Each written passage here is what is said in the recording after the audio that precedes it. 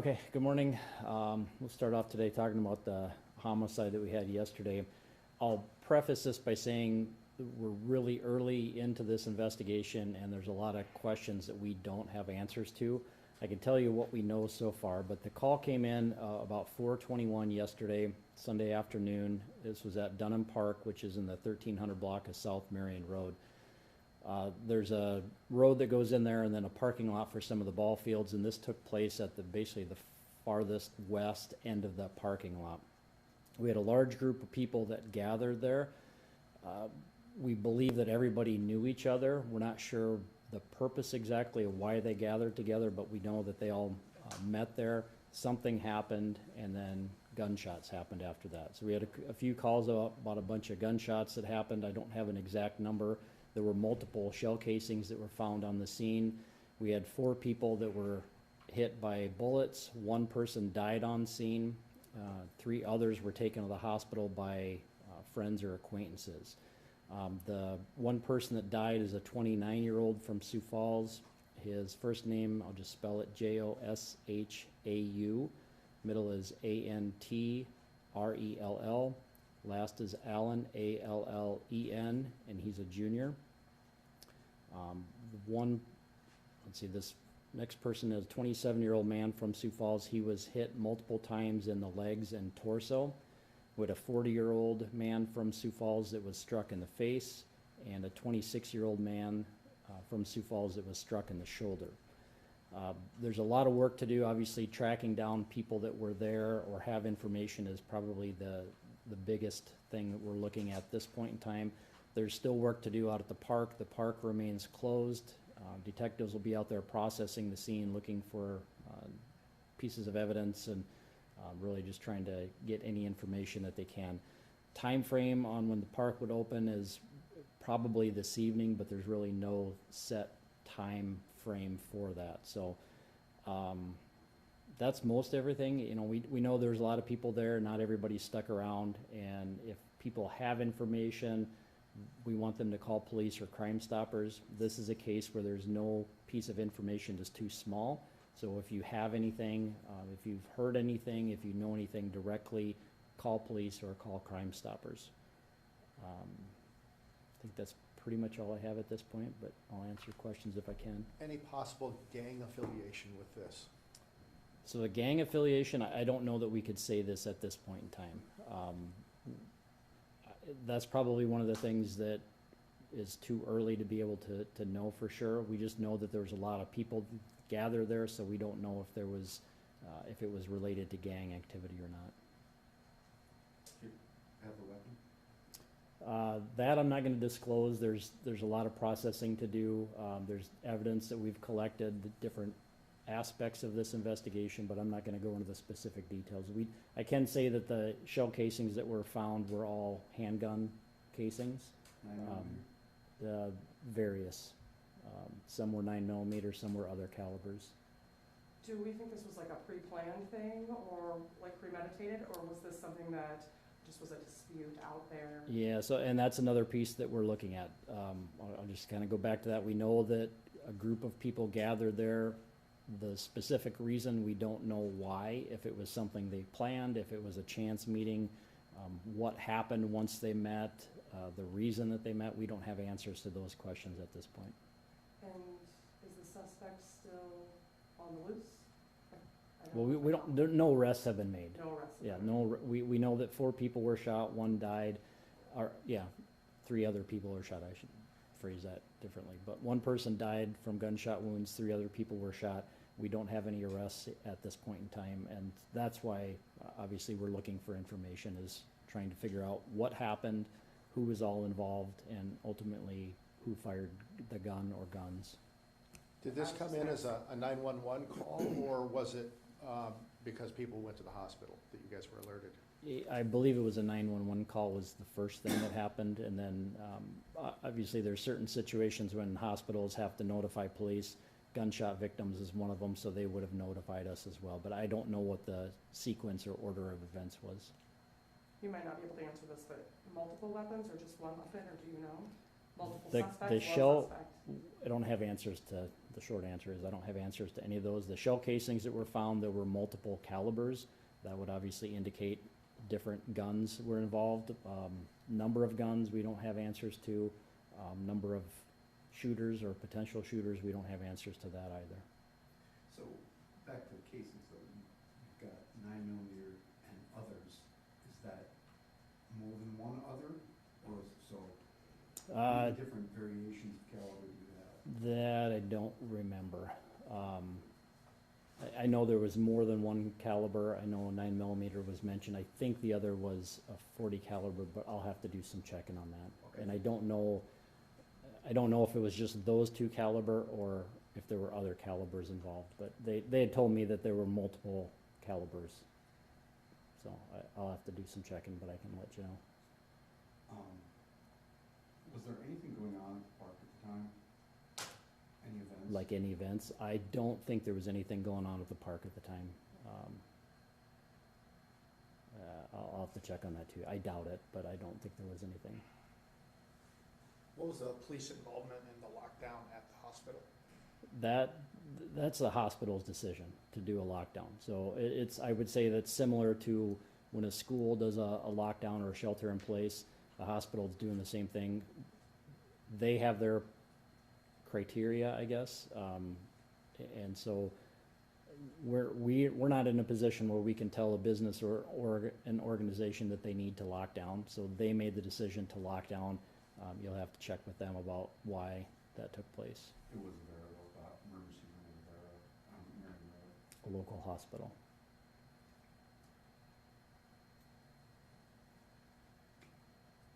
Any other Do you have any questions? idea of how many people were there? And do we know if it was adults, children, We don't. and not a The- great the area for information- families, I assume? Yeah, the information that we've learned is just that there was a large number of people. I don't have an exact number. I don't know if it was adults or children. That's all obviously pieces that we're looking for, I know you information said we're you looking for. assume they know each other, or you think they know each other. I mean, are the victims, are they conscious and aware enough to be speaking right now? At this point, no. The victims are all hospitalized. I think a couple of them have life-threatening injuries.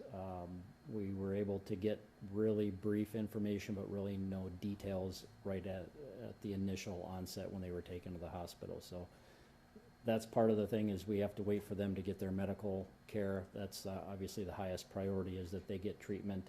At some point in time, we're hoping that we'll be able to talk to them and get some information, but at this point, we're not able to.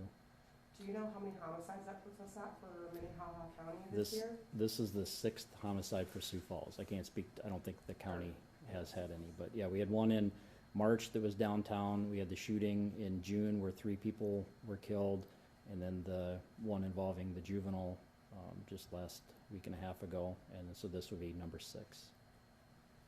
So we're looking at 4 total victims, and we're listing them all as critical or life-threatening condition. Two of them, I guess, are life-threatening. The third that was shot in the shoulder, I don't think that's life-threatening, but he's still in the hospital.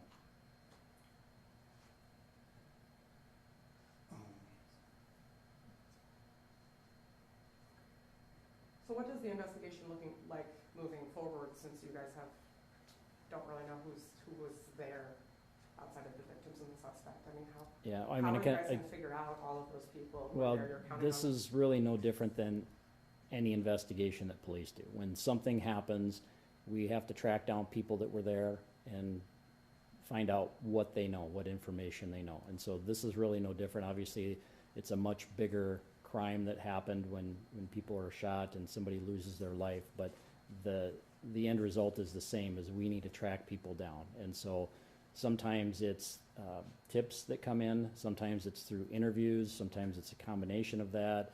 We may have Crime Stoppers tips, sometimes surveillance video plays a part in it. There's any number of different ways that the investigation unfolds, but really what we're trying to do is track down those people, and sometimes it's more challenging, sometimes it's easier, but there's different ways, and it just takes time.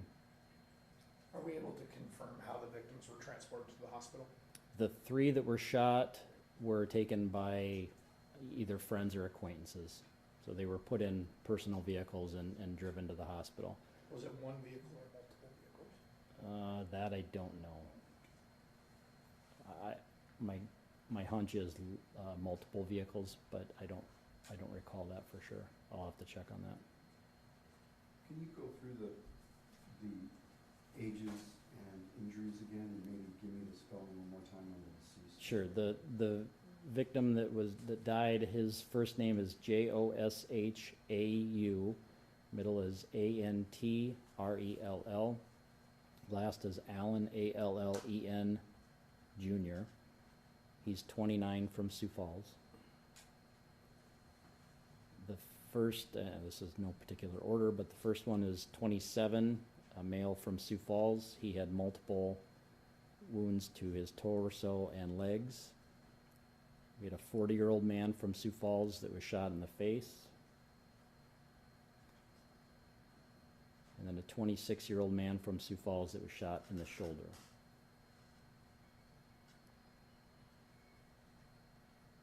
Is the 27-year-old male the only one with multiple wounds? Yes, the 27-year-old is the only one with, well, I believe the victim that died may have had multiple gunshots as well, but we'll have to wait for the autopsy to be able to confirm that. Do we know if drugs or alcohol played a part? Drugs or alcohol, I'd say it's too soon at this point in time. We don't have any indication that drugs or alcohol were involved, but things may change as the investigation unfolds.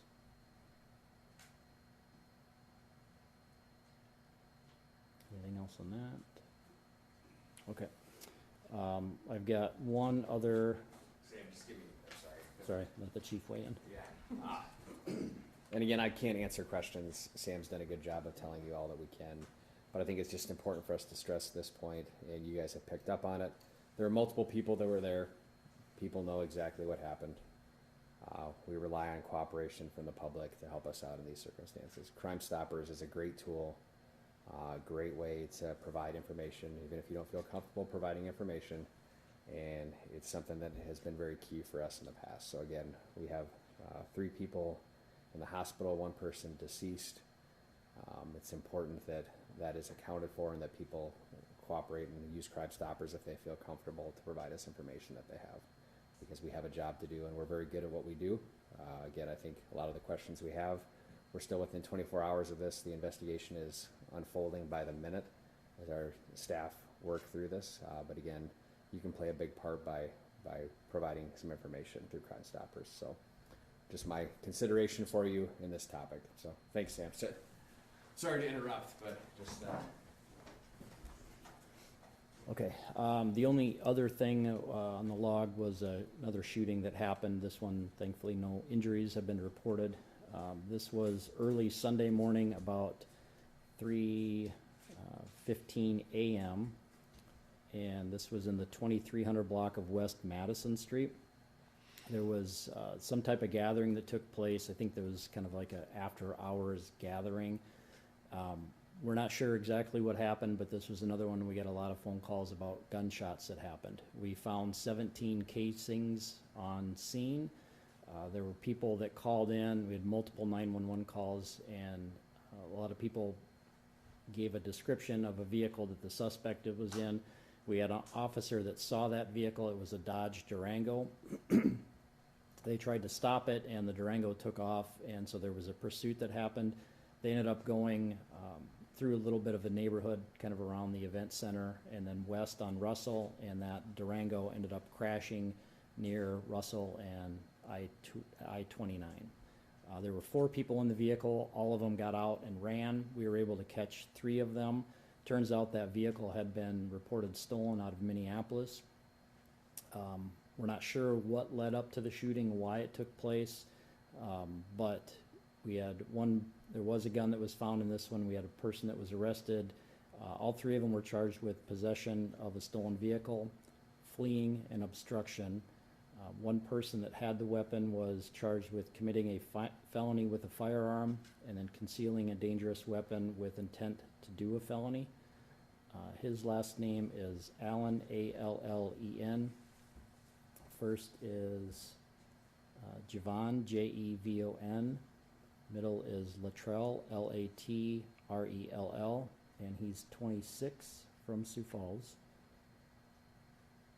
We had, let's see, the next one is Chaplin, Chaplin. First is Charles, Charles. You just have a middle initial of W, and he's a junior. He is 24 from Sioux Falls. And just those three charges for him, possession of stolen vehicle, fleeing, obstruction. He was also placed on a parole hold, but that's not a new charge. And then the last one is, last name is Lynch, Lynch. First is Marcus, Marcus. Middle is Nathaniel, Nathanniel. He's 29 from Minneapolis, Minnesota. And he was charged with, I think he may have, I'll just double check one thing. I know he had the possession of stolen vehicle, fleeing, obstruction, and I think he had, aggravated eluding, so he was the driver of that vehicle. And the fourth person we haven't found yet, still working on that one. You know who it is? We've got some information, I guess that's probably the best way to say it. I don't know if we conclusively know who it is, but we've got some information to follow up on. Can you tell me about the weapon? That was a handgun. I think that was, let me look, that might have been a 9mm also, but.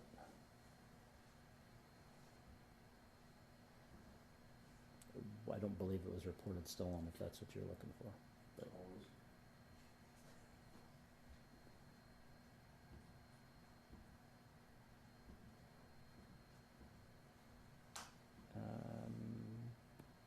Yeah, it was a 9mm handgun. Sam, 17 shell casings, wouldn't that indicate more than one gun? Not necessarily. It depends on how big the magazine is for the gun.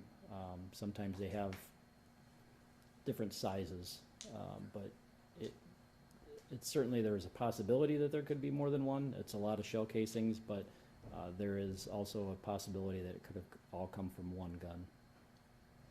What was being shot at, do we know? There were two cars that were hit. I don't know if that was the target. One of them, I think one of them was hit just a couple of times. The other was maybe 4 or 5 times. I don't have the exact number, but we know that the vehicles were hit. We didn't have any reports of any injuries that came from this.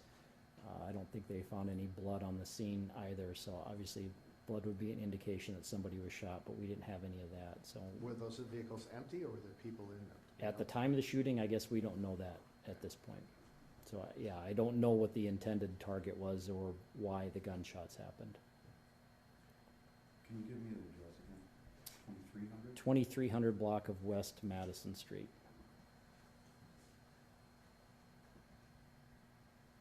Yeah, I got one. I might have heard this incorrectly, but the first person and beforehand, their last name was spelled exactly the same as this person, and this is there, and they're both from Sioux Falls and they're around the same age. Is there any thought of connection or family ties? And so it was like a fight Yeah, so back. the victim from the homicide and one of the suspects from this weapons violation have the same spelling of the last name. I don't know if they're related or not. My gears are also still turning about Dunham Park. Do you guys have any information about any possible suspects, like any sort of description, or no? We're still investigating. That's the best I can say. We don't have any arrests, don't have any charges. Every investigation is a little bit different, and the way things unfold, how the information comes out, you may be going down one path and have information that a particular person is involved, and then some new information comes in, and it basically may steer the investigation a whole different way. So it's, the best I can say is we don't have any arrests, we don't have any charges out there at this point. We're still investigating. Is it, to about the names. Are you certain there's no connection between the incidents?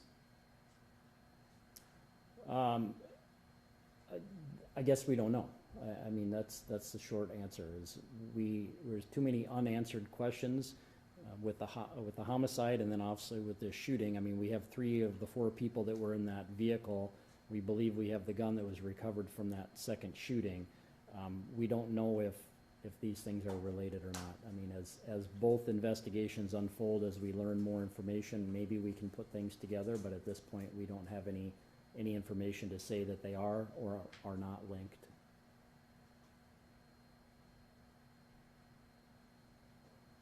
Anything else? I don't have anything else in the log, but if you have any questions about that, I can answer. Okay, thanks.